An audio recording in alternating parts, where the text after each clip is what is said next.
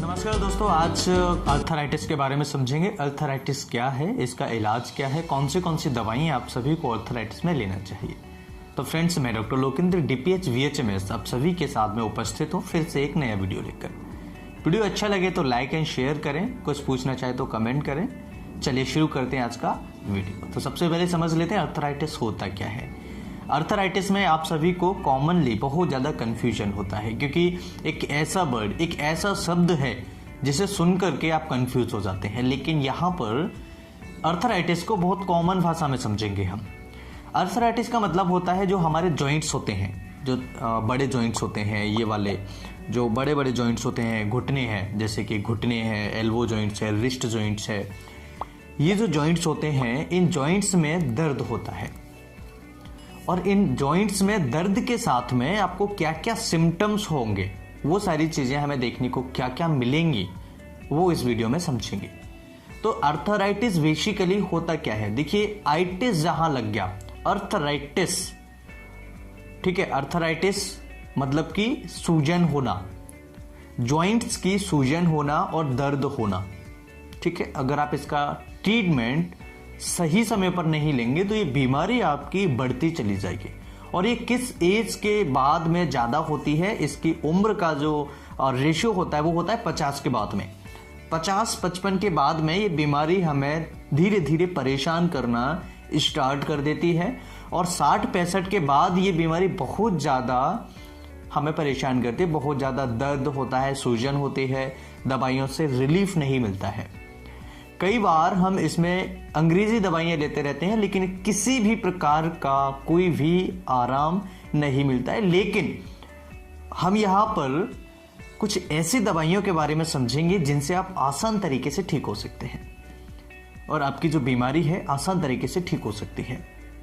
तो यहाँ पर जो दर्द और इन्फ्लेमेशन यानी सूजन, स्वेलिंग जो हो रही है, आपको रेडनेस जो जॉइंट्स पे देखने को मिल रही है, इन जॉइंट्स में जो रेडनेस को कम करेंगी, जो स्वेलिंग आपको हो रही है उसको कम करेंगे, जो दर्द है उसको कम करेंगे, जो स्टिफनेस है उसको कम करेंगे, उन दवाइयों के बारे में समझेंगे। तो इसके सिम्टम्स समझ लेते हैं, आपको क्या क्या सिम्टम्स होंगे।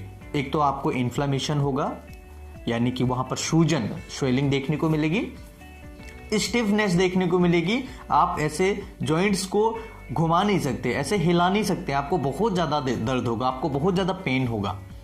इसके बाद साथ में आपको कई बार मरीज को बुखार आ जाता है और जो पेशेंट है उसका हाथ जो होता है लाल पड़ने के साथ में उसमें रेडनेस देखने को मिलती है।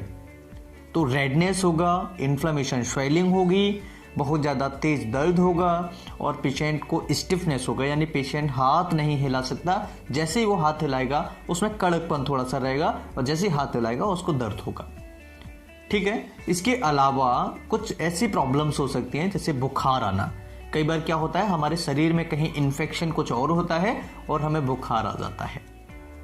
जैसे आपने कॉमन तरीके से देखा होगा कि कफ कोल्ड जैसे ही हमें होगा तो हमें बुखार आ जाएगा, कोई और बीमारी होगी तो हमें बुखार आ जाएगा।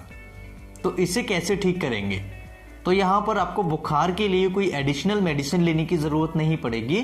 यहाँ पर आप इन्हीं दवाइयों से अपने बुखार को भी ठीक कर पाएंगे और अपने जॉइंट्स के दर्द को, अर्थराइटिस की समस्या को ठीक कर पाएंगे। ये बेसिकली 2 तरह की होती है।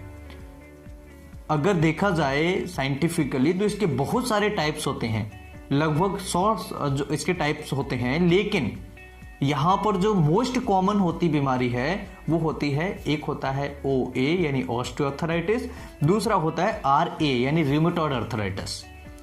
तो ज्यादातर जो देखने को मिली है वो देखने को मिली है RA यानी रूमेटॉइड अर्थराइटिस। तो इसके सिम्टम्स हमने बेसिकली पहले समझ लिए हैं। अगर बात करें कि टेस्ट क्या क्या करा सकते हैं, तो यहाँ पर कुछ कंफर्म टेस्ट मैं आपको बताऊंगा जिनके कराने से आप आसान तरीके से पता लगा सकते हैं कि अर्थराइटिस है या नहीं है।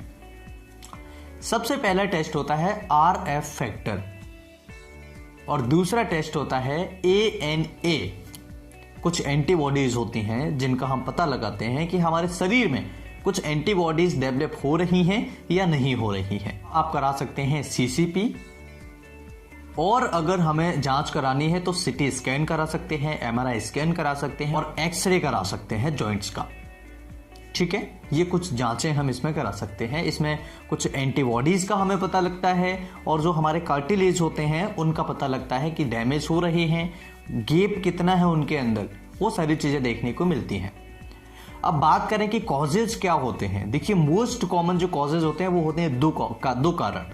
सबसे पहला होता है कि कार्टिलेज जो हमारा होता है वो कार्टिलेज धीरे धीरे डिजनरेशन हो रहा है, यानी कि उसकी जो लेयर है, उसकी जो मोटाई है, उसके अंदर जो गैप वो बना के रखा था वो धीरे धीरे खराब होता जा रहा है। धीरे धीरे उसका गैप जो है वो खत्म होता जा रहा है। वो प्लेट जो है कार्टिलेज की वो धीरे धीरे खत्म होती जा रही है। तो उसके अंदर क्या होगा, गैप मेंटेन नहीं हो पाएगा। इसकी वजह से आपको देखने को मिलती है जो कार्टिलेजिस टिश्यूज जो होते हैं वो डैमेज होना स्टार्ट हो जाते हैं। इसके अलावा कई प्रकार की ऐसी दवाइयां आती हैं जिनको सेवन करने से आपकी ये समस्या बढ़ सकती है। और तीसरा कारण होता है, अगर किसी पेशेंट की ही वहां कोई प्रॉब्लम करने लगे, जो साइनोवियल फ्लूइड होता है, जो आप आमतौर पर कहते हैं ग्रीस ऑयल, वो अगर धीरे धीरे ऑयल कम होता जाएगा यानी कि उसका जो बैलेंस होता है वो बिगड़ जाएगा। उसकी वजह से आपको देखने को मिल सकता है। या फिर आपको हो सकता है ऑटो इम्यून डिसीज। अगर कोई ऐसी बीमारी है जो अपने आप अपनी बॉडी में ही अपने आप हो गई है और वो ठीक नहीं हो रही है, तो ऑटो इम्यून डिसीज की वजह से होता है, आपको अर्थराइटिस की समस्या देखने को मिल सकती है। तो दो मोस्ट कॉमन रीजन है। सबसे पहला है ऑटो इम्यून डिसीज या कहें आपको कार्टिलेजिस की डिसीज। तो कार्टिलेजिस की डिसीज अगर होगी, कार्टिलेज अगर खराब हो रहा है, उसकी वजह से आपको प्रॉब्लम आएगी। दूसरा होता है ऑटो इम्यून डिसीज। बाकी फिर एसोसिएटेड काफी सारे कारण होते हैं। खान पीन होता है आपका, ठंडी चीजें ज्यादा खाना, या मौसम की वजह से भी होता है।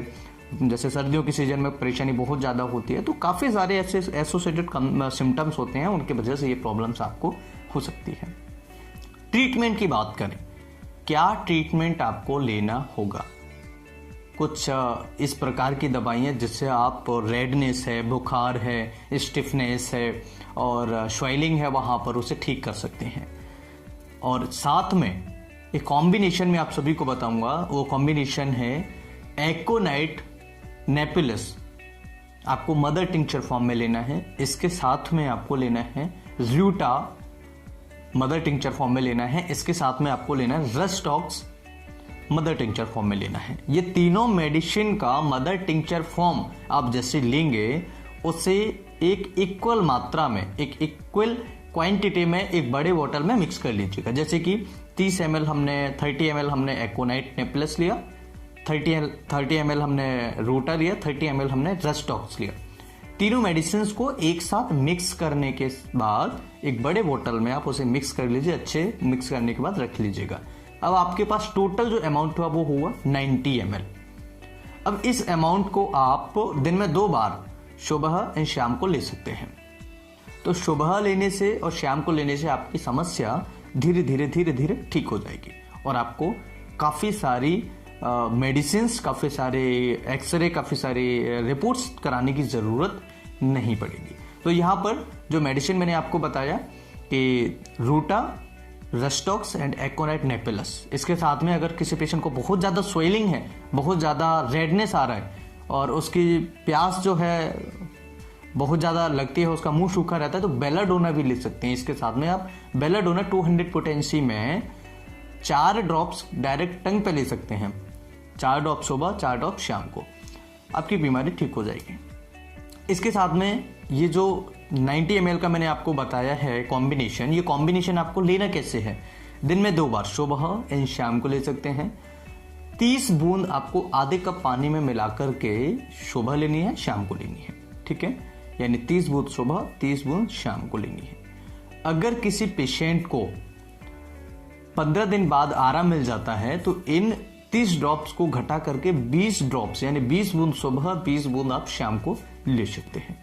इस तरह से आप अपनी इस बीमारी को ठीक कर सकते हैं। दूसरा, अगर आपको ये बीमारी लंबे समय से है तो आप अपने टेस्ट जरूर करवाएं, पता लगाएं कि आपको बीमारी क्या है। और पता लगाएं कि कारण क्या है। कारण आपको हटाने की कोशिश करना चाहिए। जैसे जैसे आप कारण को हटाएंगे आपकी बीमारी धीरे धीरे ठीक होना स्टार्ट हो जाएगी। इस वीडियो में मुझे लगता है कि अर्थराइटिस से रिलेटेड सारी जानकारी आपको मिल गई होगी। अगर फिर भी कुछ क्वेश्चन आप पूछना चाहते हैं, कोई प्रश्न आपका है, तो मुझे कमेंट सेक्शन में बताइए, मैं आपको आंसर देने की कोशिश करूंगा। मैं फिर मिलता हूं इसी तरह किसी नई वीडियो में, तब तक के लिए नमस्कार। Thanks for watching, have a nice day.